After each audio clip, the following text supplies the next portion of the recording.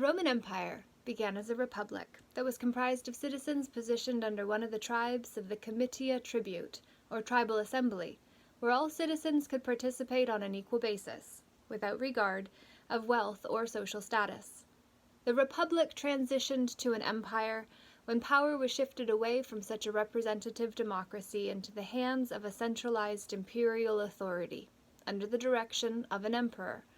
that blurred the lines of identity for the benefit of a corpse the people didn't know how to stand up against.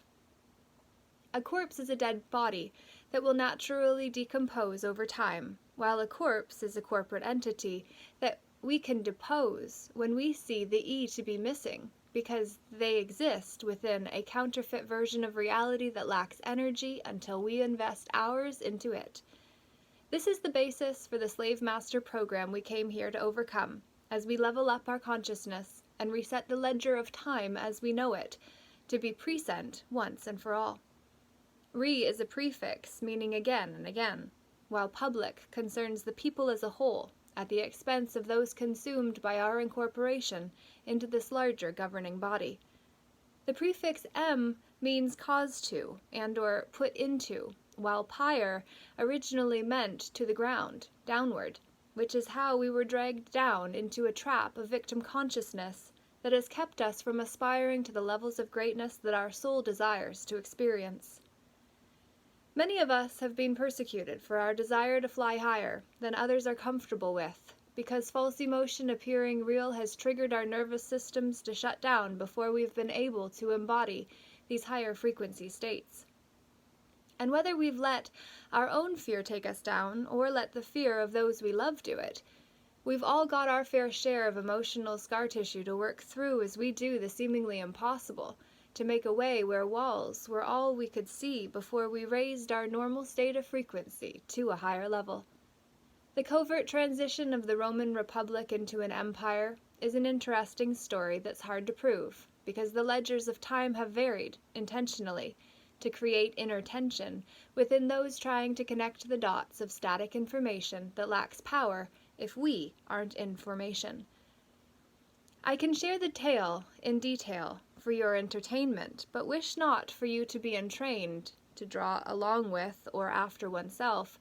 by a story that has lived on in the devil of details we've told for so long we've come to believe in them and the false idols they describe. Words are spells that hold us hostage to whichever ones we use, chosen from an alphabet that requires us bet on an alpha to denote the first in position, order, or class. The victors of history wrote the story we tell about how we fell into the hands of corrupted authorities that need us to drop our knees to be knighted by titles that change our identity to be other than we originally were. Yet it is us who've been entrusted with the ability to write a new story that we can call our own while coming home to ourselves in good company. To do so, we must take the throne of our own inner kingdom. By exercising our creative power to exercise the mind of all the identities that have indentured us to a master that never meant to free us from the contracted states we've been relegated to. Form and substance have been the sandbox we've gained hard knocks from, and it's time we won the battle within by choosing what is real over what is only made in its likeness and image. This is a tale I am writing, and would love for us to be uniting, not in the telling of the tale, but in deciding what will go where the veils previously had us deny what is true, for the illusion of what you and I are implied to be, after we have been converted into something other than the version of us we originally were. Thus it is time for us to trust ourselves and ourselves enough for us to bring forward that which is in our heart, to create in this realm where we are the conscious co-creators of the reality that we are experiencing and living out.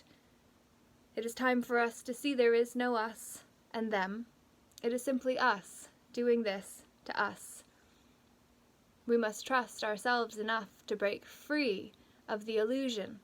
of a secondary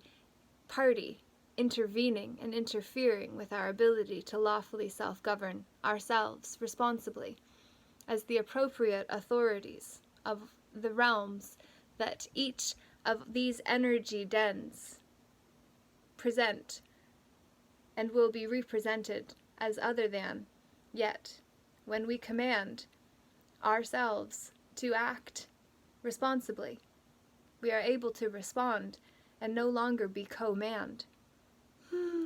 I hope this is a grand feat in your consciousness for you to take a seat within the soul throne of your own inner kingdom.